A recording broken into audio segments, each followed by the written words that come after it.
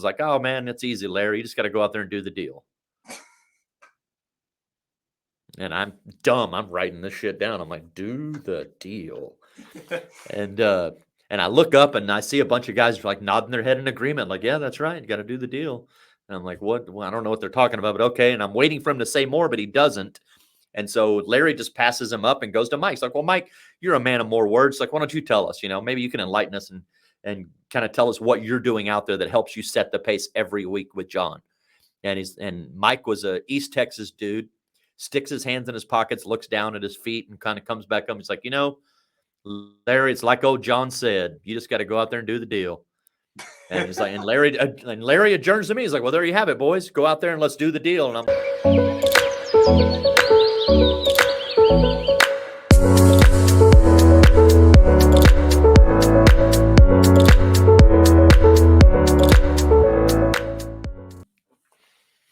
Boom, we are live. What is going on, guys? Got an absolute monster in the industry. Tony Merwin. I met this guy at like so many Cody Askins events. His heart is unparalleled. I love his story. Him and Dallas Keithley's. You guys like made me tear up when I was listening to some of you. So it was really cool. But dude, thank you so much for hopping on here with me. So let's get this started off. So yeah, man. Where are you from? Like how long you been in the space? Well, from Texas, 5th generation native Texan. I've been in the insurance world for just over 18 years now. Started off as a captive agent, banging on doors, selling cancer treatment products for Family Heritage. Did that for about 14 months and then met a guy that got me into the Medicare space, and I've been there for the last 17 years. Worked as a agent, marketer, wholesaler, home office marketing and product development. And then for the last 12 years now, I've been in the wholesale side. So that is insane. Now, can you kind of tell your story about the 14 months selling cancer treatments? Because that is probably one of my favorite stories that I've ever heard, man. I love hearing it. Yeah. I'd done door-to-door before. As a matter of fact, I was working with a company called Grant & Marketing. They were a international marketing company, did a lot of sports marketing and service industry marketing and promotions, things like that. A lot of print promotional work. And that was all outside sales, door-to-door, business to business. So I'd worked with them for about 3.5 years. And at one point, they had promoted me as the #1 team builder in the nation. And the reason I'm saying that is because when I left there, when I was introduced to insurance, they said, hey, it's a door-to-door model. I'm like, well, shoot, man, I've got smoking door-to-door experience. I'm one of the best guys out there at it. And I looked at the product. I'm like, this is a great product. I believed in cancer. I had family that dealt with cancer, or I believed in cancer insurance, I should say. So I was like, I'm going to knock this out of the park. This is going to be a cakewalk. And it was not. I was absolutely terrible at selling insurance because where I'd come from was sports marketing, and it's easy to talk about. Who doesn't want to talk about going to baseball games and free tickets and things like that and eating cheeseburgers with your kids while you're there? But the consultative selling process and educational process of insurance did not transfer very well. So I wasn't good at selling the product. I was lucky if I could write 2 apps a week. I actually had to get a job assembling bar stools at night for a friend of mine that owned a custom bar stool shop. So I was working with him at night building bar stools just so I could help pay my bills and kind of keep things moving along. And then after about 14 months, I ran into a gentleman with a group of friends. We were all out at a bar here in Austin called Sherlock's. And this dude, I had never seen him before. He was an acquaintance of someone else that was there. And I guess he was new to town. They invited him. And after a couple hours of hanging out, he started talking to me and was like, what do you do? And I said, well, I'm in the insurance world. And he's like, oh, that's a coincidence. I'm in insurance too. And I looked at him and I'm like, something doesn't compute. This dude's got a 3-piece suit on. He's got like a Breitling watch. He's blinging, drives a 5 Series Beamer. And I'm a broke joke. Like, how are we in the same business? Like something's wrong. So I sought him out, looked him up, kind of found out more of what he was about. He showed me the Medicare space and showed me a different side of the insurance industry as a whole. Like he was kind of the wizard that pulled back the curtain and showed me everything, right? He helped me understand the industry, contracts, the nature of hierarchies, the ability to build your own practice and own your own business and your renewals, et cetera. So he showed me a completely different world in insurance. and then kind of brought me under his wing and mentored me properly from there. And I've been working with him in some capacity for the whole time I've been in Medicare, 17 years. And I know when you were selling the cancer treatments, you were asking to go on a ride along with some of the like top producers there. Can you tell the audience Yeah, how absolutely. they were selling the policies? What they Yeah, tell you? well, yeah. So I knew that because I was in Austin, right? I got recruited out of a group that was in Houston, and I was in Austin. And this is back in 2004. So this is precursor to Facebook and the internet as we see it today, right? So even though email was kind of around, like newsletters were still coming around basically by mail, and we had a group conference call that you would dial in on, and that was it. So I'm out by myself in Austin kind of trying to do my thing, but I see that there's guys out of the Houston office that are doing 10, 12, or 15 apps a week. Like they're killing it. And I'm like, I don't understand. Like, how are these guys writing that much business? Like, I know I'm talking to people. I know I'm out there doing my thing. I'm banging on doors. I'm asking for referrals, but I'm just not getting this product sold. So I said, well, if there's anything I got to do, I got to get over to that Houston office. I knew that they met every Monday for a group meeting of some sort. I didn't really know what the particulars were of the meeting, but I figured I got to get over there in that room, meet some of these guys, find out who they are, see if I can maybe do some ride-alongs with them or learn something. So I scraped together some gas money. I drive over to Houston from Austin. I get there like at 7:30 in the morning. I'm one of the first guys in the parking lot. As they all start to arrive, I go into the meeting room, and as we're sitting there, our regional director, Larry Salerno at the time, if you're watching this, Larry, but he starts calling out production numbers. And when he starts at the bottom and works his way to the top. So thankfully for me, I'm the first guy that he announces, like, oh, he's like, so we got Tony. It's like, oh, by the way, Tony's here. He's like, this is the guy from Austin. So they're all looking at me like, oh, that's that dude that's stinking up the leaderboards on our sheet. But then he gets up to the top and he points out Mike and John. And I can't remember. This is Mike Jones, but I can't remember John's last name. But he points them out as the two high rollers. Like, these are the two guys that are doing all the business every week, week in, week out. Either John's leading or Mike's leading, or they're chasing each other. And so I was excited because I'm like, okay, those are the two guys that I need to pair up with, talk to, pick their brain, whatever it is, take them out to lunch, something. And he just decides to ask me. He's like, hey, man, you guys have been killing it week after week after week. What are y'all doing? What works for you? John, why don't you tell us kind of what's going on out there? And John was a real cavalier kind of guy. And he was just like, oh, man, it's easy, Larry. You just got to go out there and do the deal. And I'm dumb. I'm writing this shit down. I'm like, do the deal. And I look up and I see a bunch of guys like nodding their head in agreement. Like, yeah, that's right. You got to do the deal. And I'm like, what? Well, I don't know what they're talking about, but okay. And I'm waiting for him to say more, but he doesn't. And so Larry just passes him up and goes to Mike. He's like, well, Mike, you're a man of more words. Like, why don't you tell us? Maybe you can enlighten us and kind of tell us what you're doing out there that helps you set the pace every week with John. And Mike was a East Texas dude, sticks his hands in his pockets, looks down at his feet, and kind of comes back up. He's like, Larry, it's like old John said, you just got to go out there and do the deal. And he's like, and Larry adjourns to me. He's like, well, there you have it, boys. Go out there and let's do the deal. And I'm like, what deal? Like, I'm trying to do the deal. So, and all they had really trained us, they gave us a 3-day, 2.5-day crash course on the product, right? The whole book, right? And that's all they taught us was you go see people, you open this book, you go through it, you close sales. It seems simple enough, but I'm missing something still. And that was the training they gave us in that little mini training in the office, was go out and do the deal. So when I walked out of the office, and it's funny because if you know Eric Hamadi, who's one of the big wigs of Family First Life here in Austin, he was actually working in that group. First time I ever told that story, it was in one of Cody Askin's Texas Roadshows. Eric was in the room that day. He was dying laughing. And I couldn't figure, I was like, why does this dude think this is that much funnier than everybody else? But he was rolling. And then later he comes up and he's like, dude, you may not recognize me, but I worked in Larry's office at that same time. I remember that day. I remember when you came down from Austin. And I remember when those two jackasses just said, go out and do the deal.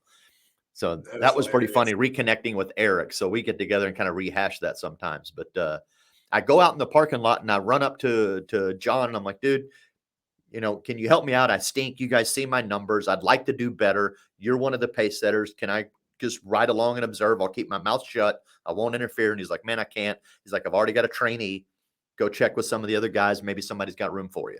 So I go to the next best guy. I go to Mike and I ask him, Mike, do you have room? Can I ride along? I'll stay out of the way, keep my mouth shut. I just want to observe and see what I can learn so I can improve my skill set. And he said, man, I'm actually working a half day because I've got some family obligations later. He's like, best thing to do, go talk to your sales manager, another guy named Mike. He's like, go talk to him. He'll find someone to set you up with.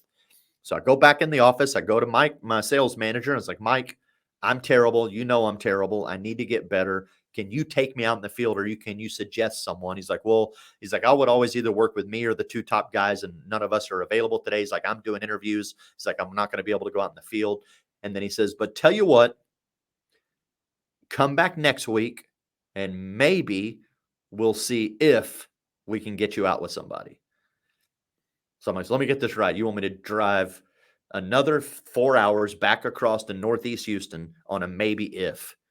It's like, that doesn't, so I wasn't impressed. It didn't sound like, it wasn't promising. It didn't sound like they were invested in my success, right? It certainly didn't have the same desire or care that I had. So I went back to Austin and just kept writing 2 apps and kept building bar stools for a while until I met Josh and he introduced me to Medicare. And that's kind of how that story goes. Yeah. And you correct me if I'm wrong. Do you have like your own group now, or like you've got your own company, or I do have a small agency on the side, which is Avila, Avila Medicare Solutions. So my wife and I run that. We're a small agency getting going, but we're doing pretty well with that. But then also I serve with Precision as executive marketing director. So I'm here kind of managing distribution, and kind of running my deal here. We do at PSM, we'll probably do maybe 35 million in MedSup, maybe another 10 million in final expense. And probably we're projecting this year 35,000 MA apps. I know we did about 27 last year, so we'll see what we do this year. But that seems to be the pace, somewhere around 35. That's a big jump. And how does things look like managing your own agency? Like, what have kind of been some of the bottlenecks or constraints in the last however many years you've had that for Avila? What are some of the bottlenecks and constraints that you've had to like remove or get fixed in order to become more profitable? There hasn't been too many. I mean, the primary one has been just learning how to get more efficient at marketing and lead generation, right? And then certainly get more efficient at sales and generating revenue. So those are kind of the two balancing acts. It's only 2 years old. So that's what I'm working on primarily with agents is like, number one, and I handle all the marketing. So how can I continue to get my marketing more efficient so that I get a better CPA, right? And good ROI. But then more importantly, how can I get these agents writing more business, get them more skilled? And cross marketing has been the biggest key for that, right? I mean, I can teach them how to work harder, but they'll write more business faster if I can just teach them how to sell a second product, right? Versus spending time trying to sharpen their initial sales skills on the first product. Like, how can I get them just to close more? It'll be better if I just teach them how to sell a second product. So what we're working on is customers more valuable. Right. Just sell more products to the same people that already trust you. Like, that's an easier process to teach an agent than it is teach them to get better, sharper sales skills to close more business. Does that make sense? Because if an agent wants to make more money, just sell a second product. I love the marketing aspect because over time you'll see, correct me if I'm wrong on this, you'll see the cost of impressions going up, and eventually you'll hit like your hypothetical max. But whoever can pay the most for a lead at the end of the day wins. But the more those cost of impressions goes up, cuts into the revenue, because over time you'll have to spend more to acquire new customers and colder audiences. Correct. And I see so many people screw that up. I see so many people screw that up. And the only thing that can counteract that is quadratic in nature, is word of mouth. Mm-hmm. So I love that you're helping people just make your customers more valuable, because that's what's going to save you long term. Most people don't even realize that. They're just keep slamming the marketing machine and wonder why they're not going anywhere once they hit that hypothetical max. They don't keep track of their churn or anything like that. Yeah, if you can make your customers more valuable and continue to put in the reps, then by doing the reps, you will naturally get better at sales, right? So it's easier for me to teach them how to sell a second product versus constantly beat on them and how to be better at sales. They'll get that just by putting in the reps. Let's just get a second product in your client's hands. Makes us more profitable, makes your client more sticky. Correct. As well. So the bottleneck we're into right now is, and we're doing, we're profitable, but we want to scale and grow, and we need some more cash money. So we're working on some fundraising right now, which is becoming a lot more difficult than I anticipated it would be. But Like is what it is. crowdfunding or getting like No, I'm investors? I'm actually just going straight to I'm just going straight to the bank and working on an SBA loan. It's a lot more tedious than I had thought it would be. Oh Maybe it's yeah. the bank I'm working with. I'm not sure. But bankers and entrepreneurs don't speak the same language. No. Um, and it's funny because the bank is always talking about how much risk there's like, well, we can't, we're taking all this risk. Whereas like, and then they come back and I'm like, those are the terms only. Like, what risk are you taking again? It's like I have to collateralize a loan with life insurance. I have to have general liability. I have to have professional, or no, is it professional asset insurance? And it's like the business doesn't even own assets other than the computers that are in it. Like, why do I even have to have personal property insurance for it? But have to have that too. So there's all these other items that they have to be the beneficiary of to make sure that technically they're not at risk, which is funny. Banks talk about the risk they're taking. It's like, you're not taking any They risk. take You have zero with no all those skin in this collaterals. game. Right. You have zero skin in the game on this. It's like I have all the skin in the game. So that's a little annoying that I'm looking at lining myself with a banking partner that's not willing to take any risk with me. Like that's kind of annoying, but is what it is. That's part of it. I have friends that have worked in banking for years, so I already kind of know their attitude and their mode of operations, Absolutely.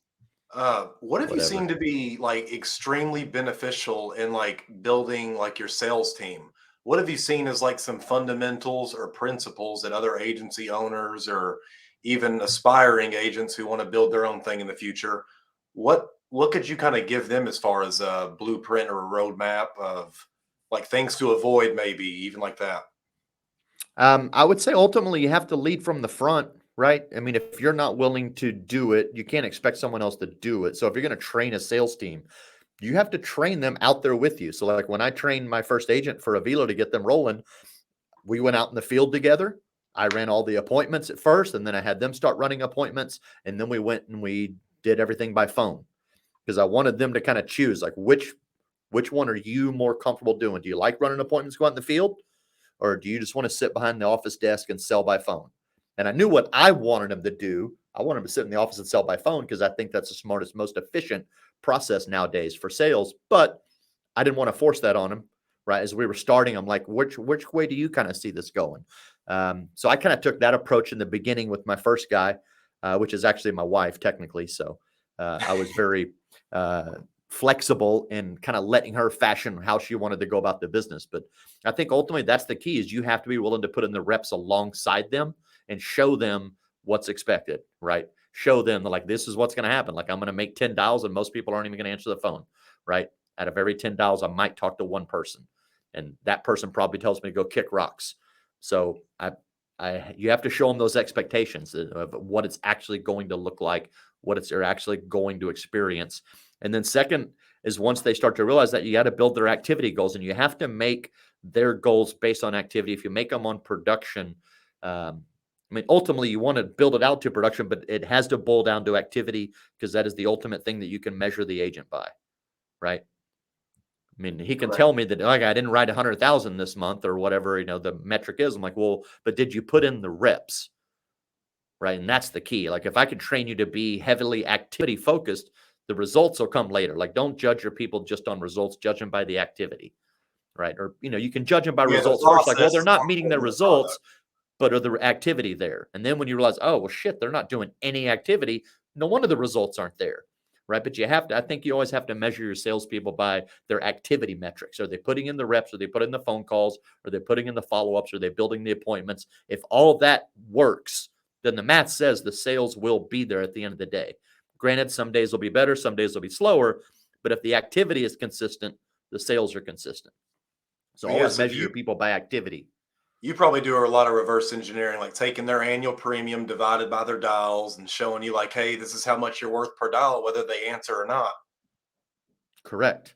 That's what I Correct. see. That I changes their mind a lot correct. when they, and same thing for a marketer, right? When you start looking at what your profit per lead is versus your cost per lead, when you realize, oh shit, my profit per lead is $9 when I'm just arbitrary, like I make $9 for every lead I generate.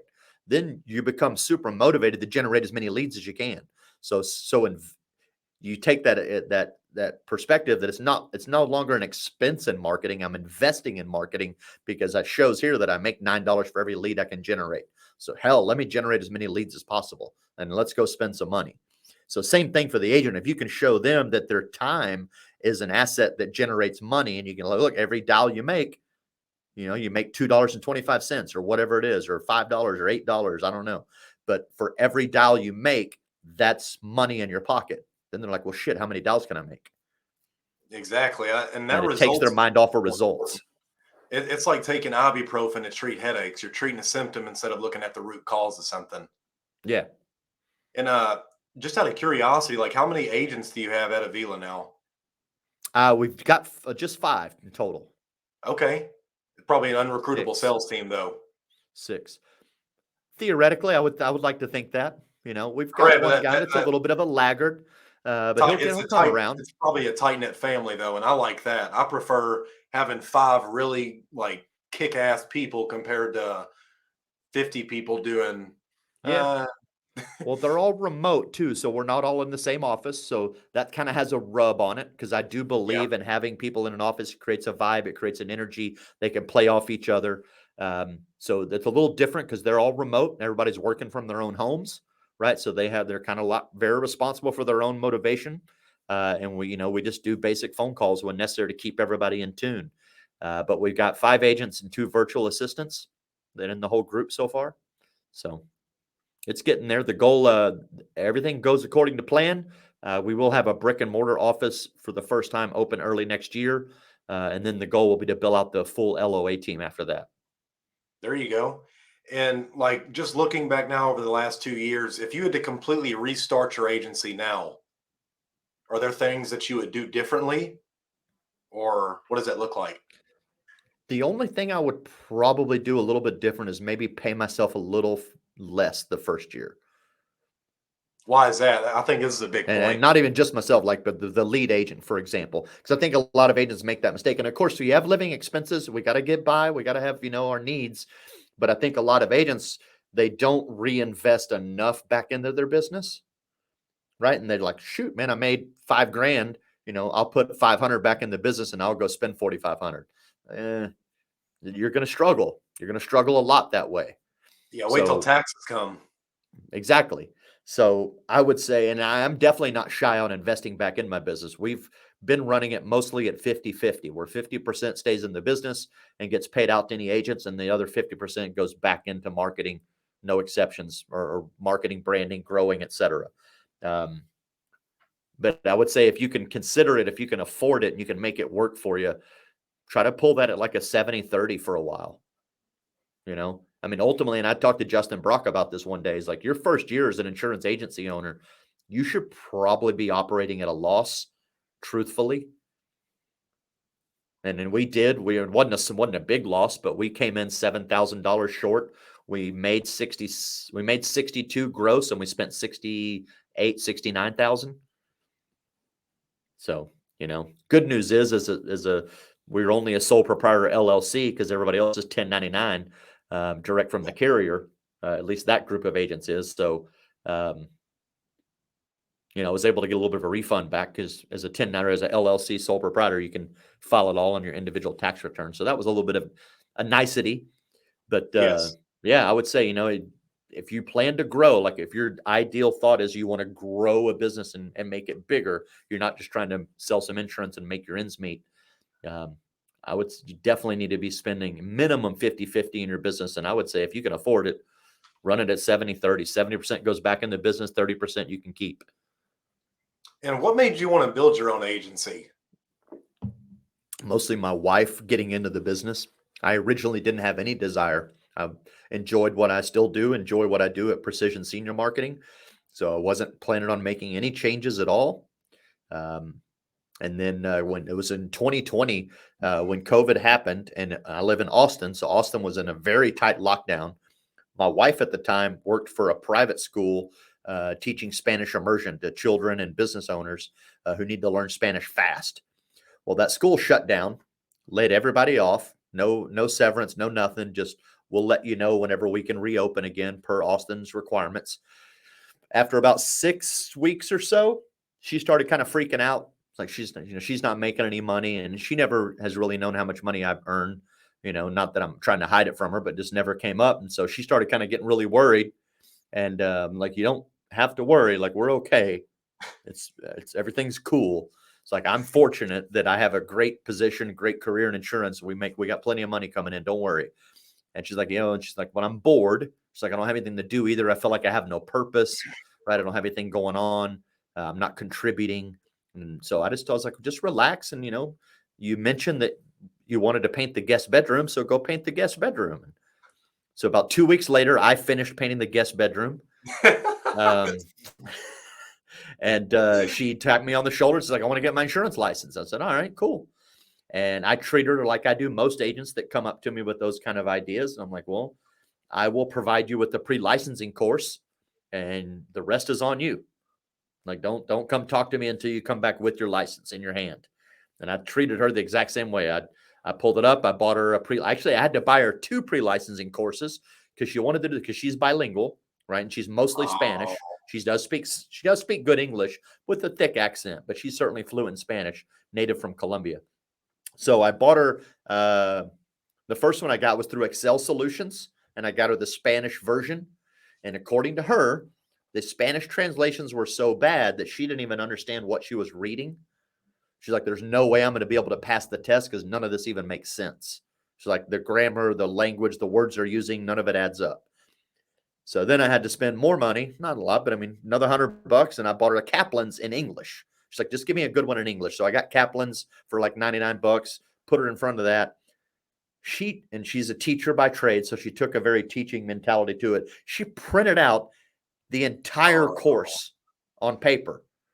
Pretty much burned my printer. There's another $100 in printer ink. Right. Just burned the whole thing down, put it in a giant, like 4-inch ring binder, right? Tabs it, dividers. She's got highlighter shit going on everywhere. Like, she took a severe teaching mentality to it and then studied it, took a few practice exams until she could get it up over passing. And then as soon as the testing centers reopened that year, I think it was May of 2020, she went and passed the test immediately, got her license. And then from there, I started teaching her Medicare. As soon as she came back with her license, I'm like, all right, phase 2. And it was a blessing, too, because our office here in Austin had to shut down. So all of us at PSM, we all had to go work from home for a while because Austin wouldn't let anybody convene in a building during that year. So it was fortunate for her because the whole time she's hearing me 8-10 hours a day talking about Medicare with people over the phone. So she's stuck in that room. So kind of through an osmosis, some of it is starting to sink in. But we would spend our lunchtime doing laps around the neighborhood to get exercise. And I would just teach her Medicare, until she got to the point where I'm like, all right, your turn. Teach me. Teach me how Medicare works. What's Part A? What's Part B? How much does it cost? What do you got to do to get it? Until I knew she was up to the point, like, you're ready to talk to somebody. So I made her do it a few more times and get pretty comfortable. We made her whiteboard it. I made her just talk about it extemporaneously. Then I got her going through contract certifications. And then we launched marketing August of 2020. And she cracked 6 figures May of this year. So just less than 2 years. And she built it up to a 6-figure income already. So it's doing pretty good. And then the other guys that we brought on are mostly new, and they're still kind of getting rolling. So what I'd really like to pick your brain on is because I do not see this a lot, or I don't see it run as successfully as I'm hearing it from you. What is it like building a business with your spouse, like your loved one? What is it like working with your significant other? How do you balance out the work-life relationship? I don't know that I'm a master of that. At first, I will say this for sure, and even now, it definitely brought us closer, especially in the time, because for the first several months, like, we were working that business together in the same office room in our home, her business, and then me running my show at PSM. So we were right there together under each other's foot all the time. But it went really well, and we actually it brought us closer even as a couple. We've had to learn to, we've had to learn to assign roles for different things, right? And so I've told her, it's like, you have one focus, and it's pretty much generate revenue, right? And when she first told me she wanted to get her license, I'm like, I just have to be real clear with you. What you're watching me do is not what you're going to be doing. Like, you're seeing 18 years in the business. I'm now training agents, talking to them, helping them with distribution and marketing and so forth. That's not it. It's like, you're going to be talking to people that probably don't want to talk to you most of the time. And you're doing a lot of interruptive marketing and making cold calls and following up on business reply card mailers. It's like, so you're going to have to, do more sales. It's going to be a lot different. But we trained through it, got through it. She picked it up quick. And the nice part about her was she was very open. She didn't have any bad habits. She really had zero sales experience, number one. And so she didn't question anything. She's like, okay, I guess that's how it works, right? Just like, here's the script, dial that phone number, read this, ask for the close. It's like, that's it. I was like, okay. So it was super, super easy to train and work with in that regards versus somebody that thinks they already know insurance or they're not coachable. She was super cool. We run into some trouble now because she's gotten to that point where she's starting to see other products. She's like, oh, I want to do that too. I want to do that too. And like, she's kind of getting some weight to her. So it's like, I feel good. I'm making 6 figures on Medicare. I want to do some more stuff. I'm like, slow down. Slow down. I was like, there's a reason that I'm really good at Medicare, and it's because it's all I do, right? I'm not trying to do annuities. I'm not trying to do long-term care. I'm not trying to do ACA or PNCs. Like, I'm a Medicare guru, genius. That's what I do. Long obedience in one direction. I was like, I understand that you see these other opportunities. It's like, but just trust me. You're going to have to believe me on this. Just say no. Or just refer it to an agent that can handle that business properly instead of you fumbling your way through it and then maybe screwing over the client or accidentally selling the wrong thing or frustrating yourself or them. I was like, in the time it'll take you to learn how to do that one new item, you could have probably talked to 30 people in your other business and made some sales because you know what you're doing there. So that's been a little bit of a struggle that we've been dealing with lately. But aside from that, honestly, it brought us closer together as a couple. And we kind of have become true business partners in a sense, where we're really starting to understand our different roles in the business, right? And now she's starting to take more ownership and having more conversations with people at the carrier levels, with advertising people. Like, she's starting to kind of get that and starting to move into some of those spaces and take that weight off of me as well. So that makes me even more curious. Like, do you guys think you work together so good because of like alignment of values? Like, what do you think has really kept you so much closer in your relationship and even business? Was it the value alignment, knowing, hey, this is your role, this is my role? Is it just clear cut expectations or clear comms? Like, because I see so many people try to do that, and it's just, it's a jumble, and they wonder why they end up breaking up. Business goes into bankruptcy. I don't know how that ends for them. I would say it's any of that, because we do still struggle with communication a lot of times. That's what I was asking. Is it like the getting through some of the values? day-to-day granular stuff, right? Like some of the granular details we'll still bicker over quite a bit. And like, why didn't you do this? Or how are you not doing that? Or whatever it might be. But we both know our purpose. Like, we both have a very aligned vision and purpose for what we're doing with that business. So we know exactly what our end result is. We know exactly what the exit strategy is. All that is perfect unison. So considering that's in check, we can get through the day-to-day bickering because we know where we're both going. So it's more the alignment of like internal values. You guys are placing the profitability of the business to long-term vision. You guys are prioritizing that together, whereas most people, their values are two completely different things. Right. Which are going to generate habits. Yeah, we have the exact same value in regards to what we want to do. And ultimately, it comes down to building legacy for her family, right? She's an immigrant from Colombia. She's the only one that came to the U.S. She's a double-degreed college graduate. She does have a brother that has, I think, a mechanical engineering associates. One of her other sisters has an associate's in nursing or something like that. But they're all in Colombia, eking out a very meager existence, to be honest with you. I mean, it's exactly what you might think it is. And from a third world perspective. So they're all barely getting by for the most part. And she wants to change that for her family. So we've already started to affect that some, because 2 of her nephews work for us as virtual assistants.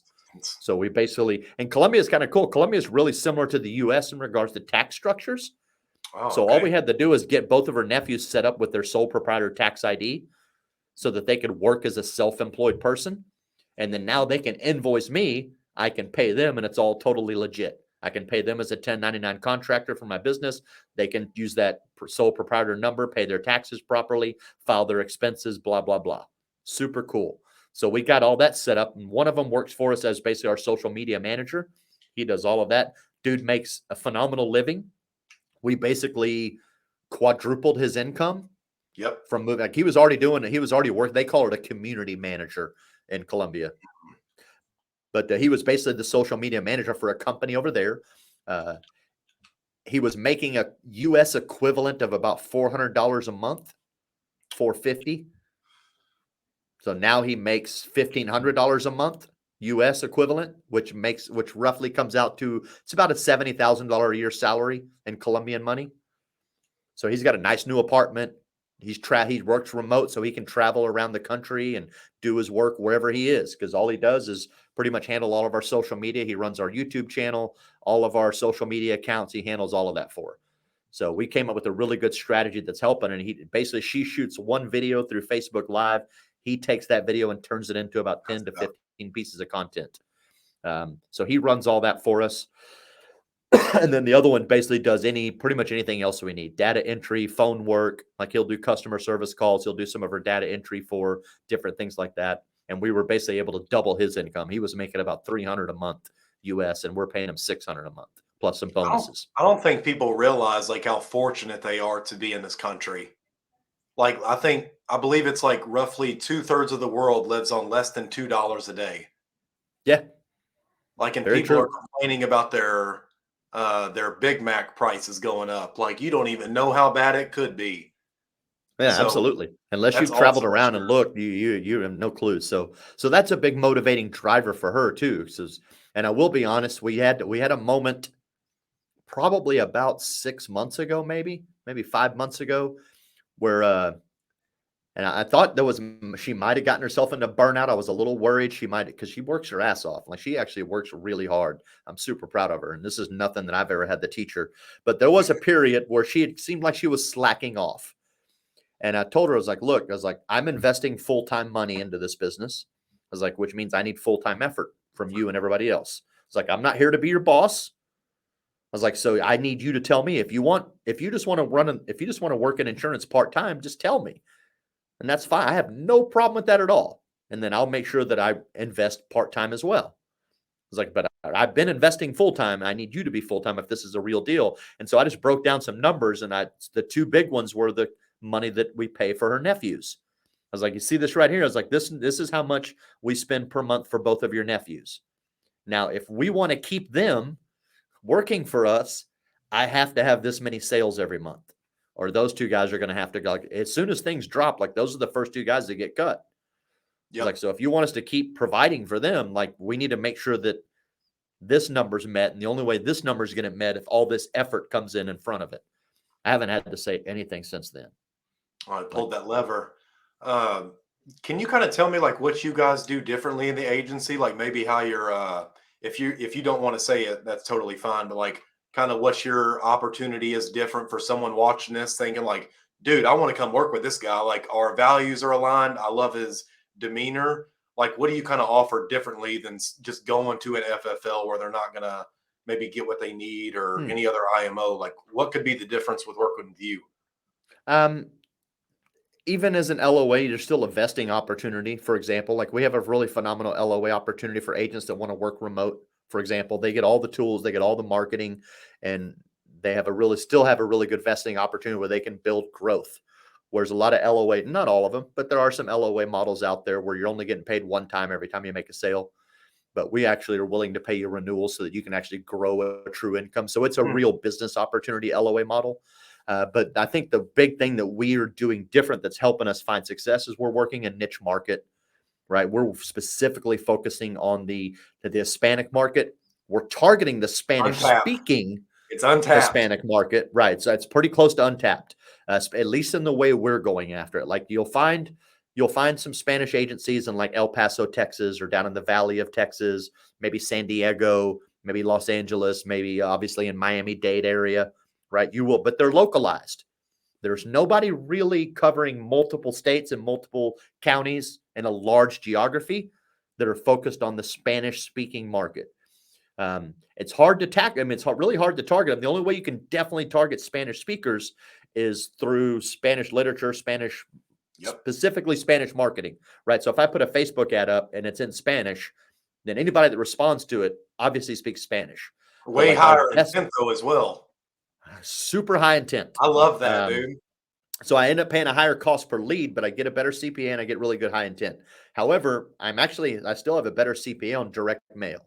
And the weird part about the direct mail is I can't target Spanish speakers. I can only target Hispanic ethnicities, right? There's no definite data that says they're a Spanish speaker until I find out if they're a Spanish speaker or not. And then I have that data internally.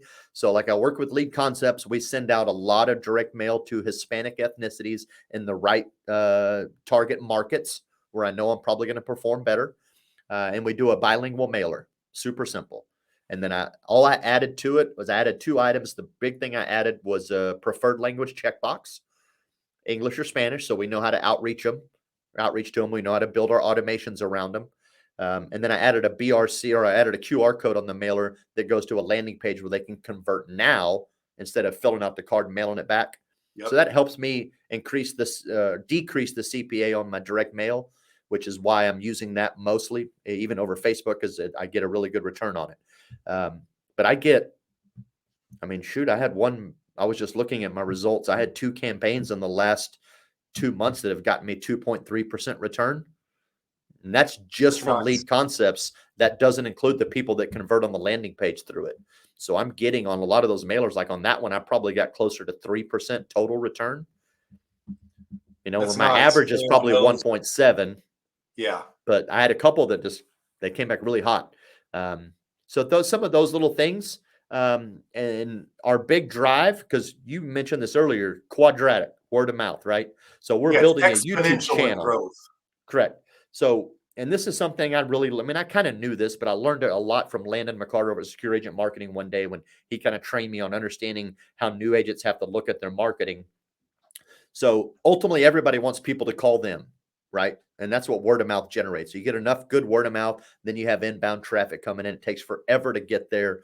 So we knew right off the bat, we have to make sure we have a phenomenal social media presence. We have to have a YouTube channel, and we have to drive content as hard as we can. So, and then thankfully hiring her nephew is what's really helped us amplify that. But we're now at that point where that word of mouth is starting to kick in, where people are finding our YouTube channel, they're finding her videos, educating them about Medicare in Spanish, and now they're starting to call in. So we've had to add about 5 more states to our sales area, our geography, just because we're getting inbound traffic from those states now. Weren't even marketing to them before, but now I got people in Ohio that are Hispanic that are calling for that, or that is. We do TikTok, Instagram. The only thing we haven't tackled yet is starting to use WhatsApp ads and messaging, because Facebook, and I got to double check, they may have already done this, but Facebook is incorporating WhatsApp into their advertising. And that's where a lot of Hispanic folks hang out, is in WhatsApp, because they can talk to all of their family or friends in the other countries without, it's a free phone call. So a lot of them are using WhatsApp. So you can now, or very close to now, you'll be able to run a Facebook ad, but target the responses through WhatsApp, and you can build a chatbot sequence that kind of runs them through there. So that's a part that we're working on building out now, which I think will be a game changer once we get that running. Absolutely. But right now we're just using direct mail as our big pool. We do certainly we do a lot of organic social media, but the YouTube channel is starting to take off, and it's starting to really respond. I'll tell you where there is a ton of underpriced attention, and that is like Facebook fan pages. I have been seeing marketing people kill that, dude. Fan pages. Interesting. Facebook fan pages. You have to talk to Landon about that, but it is underpriced attention right now. All right. So that was one thing that we understood right up front when it came to marketing, and I did too, because I've been doing marketing for years. Digital's a little newer to me, and social media marketing's newer to me. But Landon helped me understand. It's like, look, obviously, when you're starting a brand new agency, you have to have leads now, so you can make immediate income. He's like, but then on the back end, you need to build that branded marketing strategy that's going to take a while, but eventually it will catch up to the same type of revenue that you're building through your immediate leads. We're not there yet, but the fact that her YouTube channel is starting to pay off is very what is the YouTube reinforcing. channel? It's just Avila Medicare Solutions. Avila Medicare Solutions. So if you guys are watching this, go check that out. Drop a subscription, leave some comments and love for Tony. Yeah. Dude, one thing I'd like to ask you is like, what kind of obviously, if you're starting to generate word of mouth, you're going to need like agents and stuff to back that up. So, I mean, if you are still bringing new people on, sharing the opportunity, what kind of person are you looking for? Because obviously, if someone speaks Spanish, if they want to have an awesome opportunity, it's like I would be coming to work with you. Yeah. Have to be bilingual. Don't have to be perfectly bilingual, but have to be bilingual. And I prefer fluent Spanish over fluent English. But if you're good enough in English, you can get by. We'll be fine. Because most of the people that we talk to are Spanish speaking. Although we do have plenty of Mario Rodriguez's that don't speak any Spanish.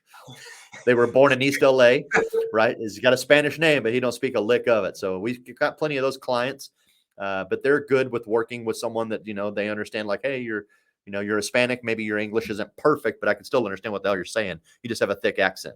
But so ultimately bilingual is number one. Right now, like I'm not recruiting right now because it's AAP time, but we will be cranking up recruiting again Like January 60 pretty days from hard. now. Oh, January. Yeah. Okay. Yeah, so as soon as January, like I'll be launching some recruiting campaigns at the end of the year, and my goal is to actually to scale pretty fast. We want to get to 25 agents by the end or by AEP next year. So we want to 5x where we're at. We want to go Okay. from So if five you agents guys to are 25. listening, yeah, for the people listening, like get your insurance license now.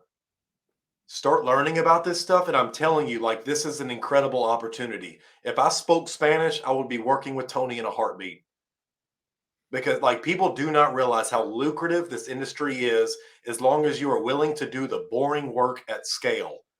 Yeah, The absolutely. money I see people make, especially in Medicare, like Joshua Young, Justin Brown, like it is unparalleled with the Yeah. residuals. It is life changing. One nice thing about the Hispanic space that some people overlook, not only is it underserved, but it is also the fastest growing segment of both Medicare and the ACA market right now. And that's not going to stop anytime soon. No, absolutely not. You've got another 10 to 20 years with this stuff. This is about to get really good for the Spanish market. I remember dialing my mortgage protection leads and I'd hear an hola and like I just wasted $40 on that. I could count on that 10 times a week. Like how Yeah. many of those people are the other agents just turning off? Yeah. So that is a huge opportunity for whoever's listening. Reach out to this Tony, where can they find you at if they want to reach out to you besides Facebook the is yeah. Avila? Facebook Facebook? is definitely the easiest place to find me. I think I'm the only Tony Merwin on there. I have my personal page and a business page, but if you type in Tony Merwin in Facebook, you'll find me no problem. And just feel Dude, that free is to hit me awesome. up, IM me, whatever you need. Oh, all right. Well, where would you like to leave agents off, man? If you can give them one piece of like parting advice, what do they need to be focused on, man? Activity, man. Ultimately, you got to, I mean, you want to focus, you want to understand kind of your long term goal. Like, what are you doing in this space? Why are you here? Why did you choose insurance? What are you wanting to accomplish with it? And once you know that, then just focus on your activity that's going to get you to that destination. So those are the two that you got to know what your destination is and then build your activity to meet your destination. You'll do fine. Great thing about insurance, you can be like me. I'll be honest. You can be like me. My first 5 years or so in Do insurance, I the was deal. terrible. I was terrible. But insurance, you can be terrible at it long enough. If you just have to suck a little longer than the other guy, you'll still make a phenomenal living. There we So go. Well, dude, thank you so much for coming on here. I hope this sends you like all the traffic you need from recruiting some good bilingual people. But dude, thank you for sharing all that with me. I learned quite a bit of stuff. Um, cool, man. but dude, thank you so much. Keep doing what you're doing. And I look forward to hearing from you again soon. Yeah, thank you, Mason. I appreciate the Awesome. See you opportunity, guys. You man. guys go And drop I'll him a subscription, add him on Facebook, leave a comment about your favorite part. Make sure you go to Avila Medicare Solutions on YouTube, guys. Tony is a phenomenal dude. I love his heart. So thank you again. I'll talk to you guys later. See ya.